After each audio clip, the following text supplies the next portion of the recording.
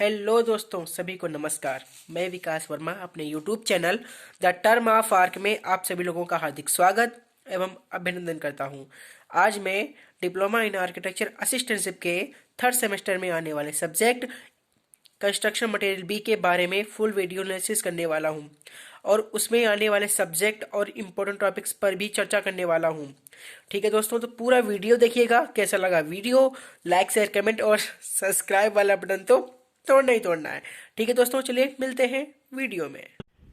Hello दोस्तों, तो हम कंस्ट्रक्शन मटेरियल बी की बात करें तो हमारे सीनियर और सर ने और कॉलेज वालों ने ही प्रेफर बुक की थी।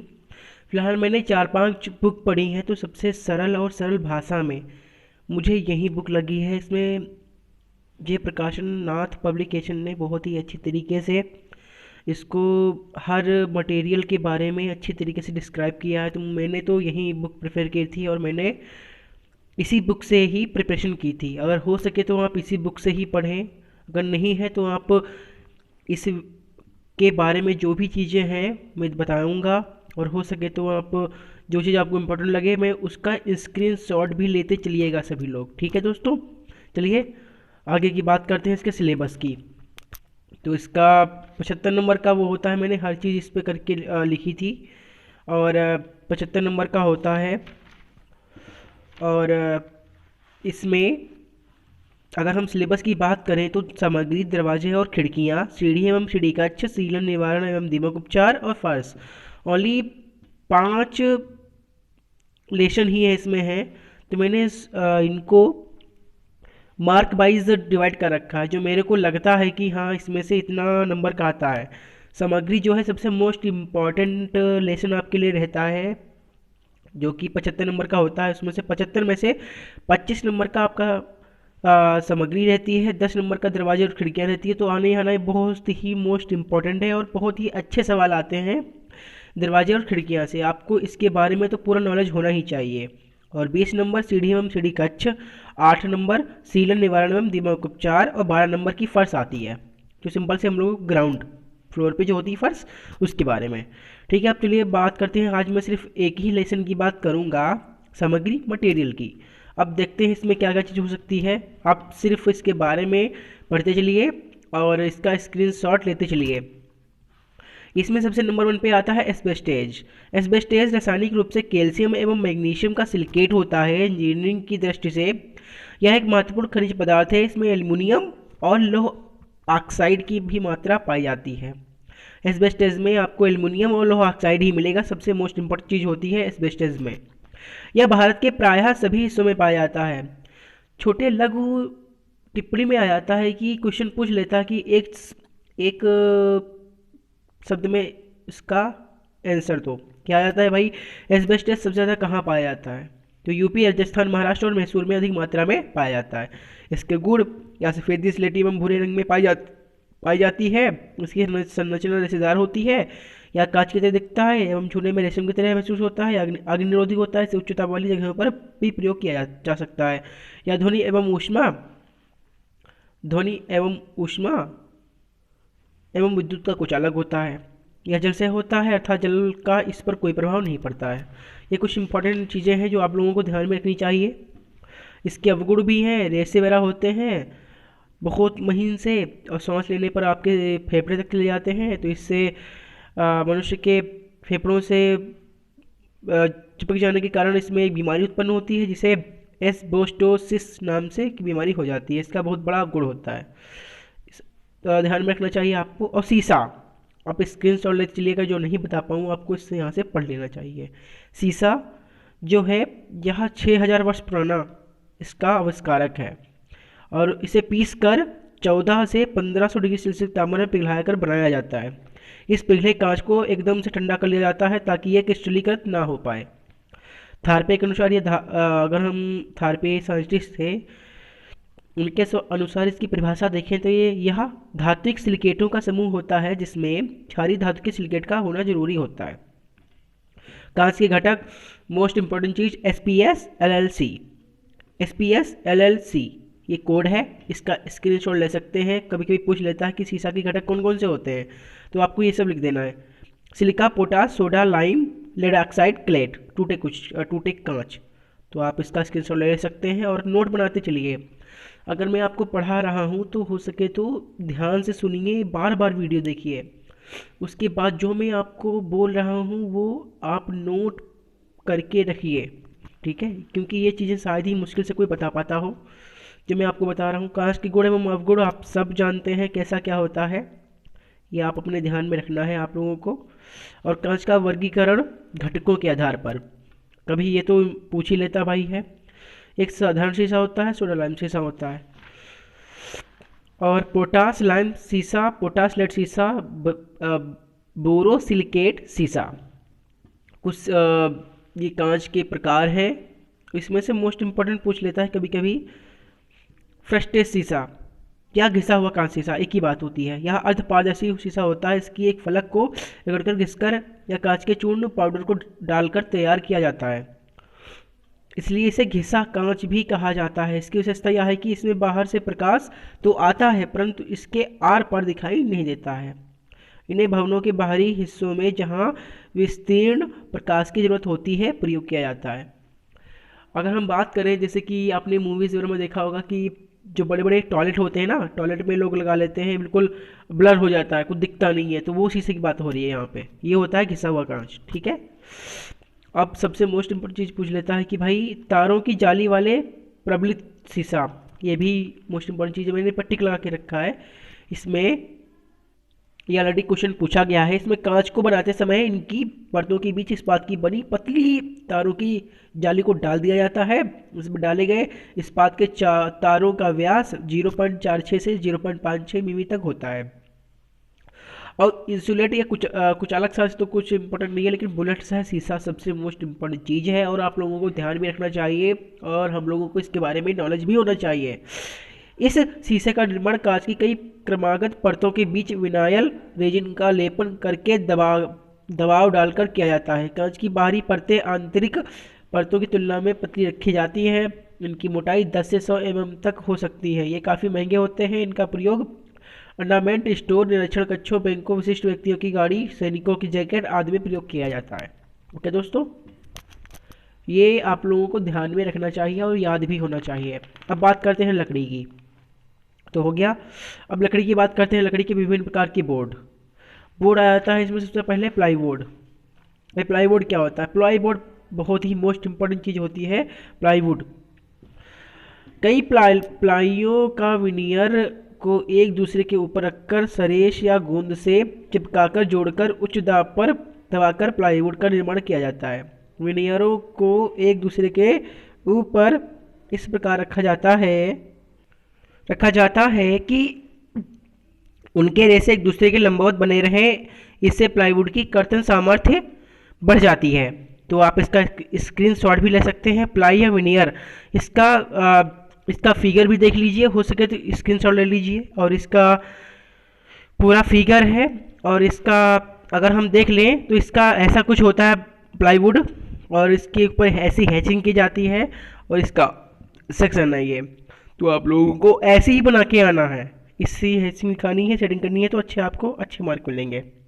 प्लाईवुड के लाभ सब जानते हैं। लचकदार, सुकर, सुनम्भार, आकर्षक, जोड़ रही, दोष मुक्त, टिकाऊपन, लचकदार, सामर्थ्य बहुत अच्छा होता है, पॉलिश भी होती है। दोष वगैरह सब खुद देख सकते हैं आप। अगर प्लाईवुड के उपयोग आप खुद जानते हैं क्या होता है। विभाजक दीवार बनाने में, छतों की बेहतरी फॉल्स बनाने में। और अब बात करते हैं पटलित तख्ते वगैरह सिंपल से बात होती है। तख्ते, या आप ये समझ लीजिए कि जो हम लोग दरवाजा लगाते हैं बोर्ड के, तो वो है पटलित तख्ते। कैसे क्या होता है ये? इनकी जो मीटर चौड़े 1.5 मीटर चौड़े और 2.5 से 3 मीटर लंबे हो सकते हैं। ओके, इनका ये प्लान है, इनका ये सेक्शन है, आप बढ़िया तरीके से देख लीजिए। इसका स्क्रीनशॉट भी ले लीजिए। अब बात करते हैं प्लास्टिक की। प्लास्टिक सिंपल सा जानते हैं क्या होता है प्लास्टिक, और प्लास्टिक में क्या क्या चीज़ मिली होती है। मतलब इसके घटक की बात करें तो RPF, SP, railway police force और SP साहब, इसका वो है। अब रेजिन, सुघटकारी पदार्थ, निष्क्रिय पूरक, विलायक और रंग वर्णक। RPF, SP क्या होता है? सॉल्वेंट और पिगमेंट्स। और प्लास्टिसाइजर और रेजिन। ओके, अब इसकी बात करते हैं कि भाई जब हमने एग्ज़ाम दिया था उसमें एक लघु टिप्पणी में आ गया था कि भाई रेजिन क्या होता है, ये बताइए आप हमें। तो इसके बारे में क्या क्या बताना है आप लोगों को। ये प्राकृतिक या कृत्रिम कार्बनिक यौगिक होते हैं जिन्हें अल्कोहल, स्पिरिट, तारपीन के तेल में घुलाया जाता है। ये इनमें घुलकर चिपचिपे पदार्थ के रूप में परिवर्तित हो जाते हैं, रेजिन कहलाते हैं। ये रेजिन होता है, मोस्ट इंपॉर्टेंट चीज़ है, इसको भी देख लीजिएगा आप लोग, ठीक है। अब बात करते हैं प्लास्टिक के गुण एवं दोष। आप खुद जानते हैं प्लास्टिक के गुण व दोष क्या होता है, आप लोग लिख सकते हैं, हो सके तो इसका स्क्रीन शॉट भी ले सकते हैं आप। ओके, अब बात करते हैं प्लास्टिक के उपयोग क्या होता है। सिंपल सा है, आप लोग अपने मन में सोच रहे होंगे प्लास्टिक के क्या उपयोग होते हैं। घर में रोज़ यूज़ की जाती प्लास्टिक, समझिए उसके बने बर्तनों का यूज़ कैसे किया जाता है। अब बात करते हैं ताप दृढ़ और तापनम्य प्लास्टिक। बहुत ही बढ़िया और अच्छे क्वेश्चन हैं, ये हाई लेवल तक जाते हैं क्वेश्चन इसके, तापदृढ़ प्लास्टिक और तापनम्य प्लास्टिक के। इसके बारे में आप बढ़िया देखकर पढ़ लीजिए और नहीं तो इसका स्क्रीनशॉट ले लीजिए। चलो मैं बताऊंगा आपको। तापदृढ़ प्लास्टिक का निर्माण फिनोलिक एवं यूरिया रेजिनों को 90 डिग्री से 120 डिग्री सेल्सियस के ताप पर गर्म करके किया जाता है। तापित गर्म करने पर इनमें संघनन की प्रक्रिया शुरू होती है, उसमें बागड़े कठोर हो जाते हैं। इन प्लास्टिक का पुनः प्रयोग नहीं किया जा सकता है।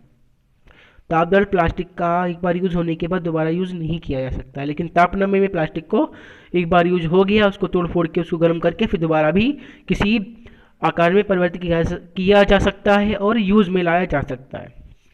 ठीक है दोस्तों, अब बात करते हैं पीवीसी। प्लास्टिक होती है पॉलीवालेंट क्लोराइड और पीवीए। पॉलीवालेंट क्लोराइड क्या होता है, इसका स्क्रीनशॉट ले लीजिए और अपने नोट्स बनाते रहिए, पेन और पेपर लेके बैठिए, क्या क्या चीज़ इंपॉर्टेंट होती है आप लोग नोट करते रहिए।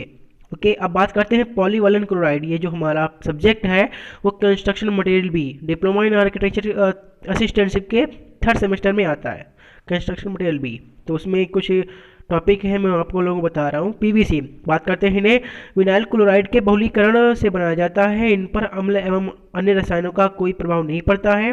ये हल्के होते हैं, इन्हें काटा जा सकता है। ये आग लगने पर जलने लगते हैं, परंतु आग के बुझते ही स्वतः बुझ जाते हैं। इन पर पानी का भी प्रभाव नहीं पड़ता है। ये विद्युत के कुचालक होते हैं, इनसे सीलन भी रोका जा सकता है। तो ये इंपॉर्टेंट चीज़ें होती हैं। अब बात करते हैं पीवीए, पॉलीवालिन एसीटेट। इन्हें वालिन एसीटेट के बहुलीकरण से बनाया जाता है। इस पर तनु अम्ल का कोई प्रभाव नहीं पड़ता है। अगर हम पीवीए बात करें, पीवीसी सिंपल से क्या बात होती है, अब अगर हम कंस्ट्रक्शन की बात करें, छत में या छत से पानी आने के लिए हम लोग जो सिंपल सी लंबी लंबी यूज़ करते हैं पाइप, वो होती पीवीसी। पीवीए की बात करें तो ये चमड़े के विकल्प के रूप में प्रयोग किया जाता है। इनका प्रयोग सामानों के पैकिंग के रूप में भी करते हैं। अगर हम बात करें पीवीए जो होता है वो सिंपल सा घुमावदार, लचीला, जैसे कि अगर कोई भी चीज़ लचीली बात करें तो लचीले में ही भी ये पीवीए यूज़ किया जाता है। ये आप लोगों ने देखा होगा कहीं। प्लास्टिक के उत्पादों का निर्माण कैसे क्या गया था, दाब ढलाई, ये सब कुछ इंपॉर्टेंट चीज़ें हैं, लेकिन ऐसा कुछ आया नहीं है। और क्या इंपॉर्टेंट हो सकता है आप लोगों के लिए, थर्माकोल सिंपल से जानते होंगे। और पॉलीस्टीरीन नामक विशेष प्लास्टिक से बनाया जाता है। इसका स्क्रीनशॉट ले लीजिए आप लोग थर्माकोल के बारे में। उपयोग गहरा से जानते होंगे आप। बात करते हैं बेकेलाइट। इन्हें फिनोल एवं फॉर्मेल्डिहाइड के समान मात्रा में मिलाकर उत्प्रेरक की उपस्थिति में गर्म करके बेकेलाइट रेजिन तैयार किया जाता है। बेकेलाइट रेजिन क्या होता है, अगर हम बात करें तो जो हमारी जैकेट वगैरह होती है चमड़े की, उनके ऊपर जो लोग यूज़ करते हैं, जैसे कि भाई देखा होगा आपने कि कलर कर देते हैं, तो बेकेलाइट का यूज़ होता है वो। अब बात करते हैं ग्रामीण विकास में प्लास्टिक का उपयोग। सब जानते हैं आप, कार्क के रूप में। इससे एक विशेष प्रकार के वृक्ष बलूत का पेड़ से प्राप्त छालों से तैयार किया जाता है। ये छाल हल्के एवं रंध्रयुक्त होते हैं। इन छालों को छोटे छोटे टुकड़ों में काटकर लुगदी तैयार कर जाता है। इन लुगदियों को पानी में उबालकर सांचों के रूप में ढालकर मनचाहा आकार दे दिया जाता है। ओके दोस्तों, और एल्युमिनियम क्या होता है? एल्युमिनियम तो सब जानते हैं क्या होता है। यह एक हल्की, आसानी से उपलब्ध, सस्ती एवं आघात की सहने वाली धातु अर्थात आघातवर्धनी धातु होती है। तो कुछ इम्पोर्टेंट चीज़ें हैं ये, और इसका एक्सरसाइज आप देखना चाहते हैं तो ऐसा एक्सरसाइज होता है। ओके दोस्तों, और दूसरा चैप्टर है हमारा दरवाजे और खिड़कियाँ। इसका एनालिसिस इसके नेक्स्ट डे में आ जाएगा। तो इसके लिए आप हमारे यूट्यूब चैनल को सब्सक्राइब कर लें, और आने वाले जितने भी कंस्ट्रक्शन मटेरियल भी और third semester, fourth semester, fifth semester में जितने भी सब्जेक्ट हैं उनका मैं पूरा एनालिसिस करूँगा, और चैप्टर वाइज और एक एक टॉपिक पे करूँगा। ठीक है दोस्तों, तो कैसा लगा वीडियो? लाइक, शेयर, कमेंट और सब्सक्राइब वाला बटन तो तोड़ना ही तोड़ना है। ठीक है दोस्तों, कैसा लगा वीडियो? लाइक, शेयर, कमेंट जरूर कीजिएगा, और भाई कमेंट जरूर कर दिया करें, जो गलत करता हूँ वो भी बताएं तो मैं उसमें सुधार कर सकूँ, और कोई प्रॉब्लम होती वीडियो देखने में तो वो भी बताइए, मैं उसका सलूशन करूँगा। ठीक है दोस्तों, फिर मिलते हैं अगले नेक्स्ट वीडियो में, तब तक के लिए नमस्कार।